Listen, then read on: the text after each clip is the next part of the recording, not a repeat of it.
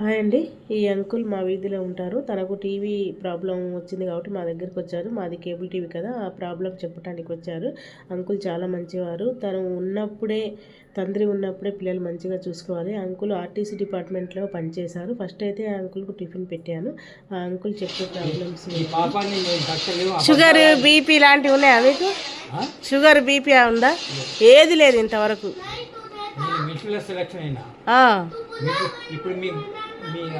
ఇప్పుడు ఏజ్ ఎంత మీది?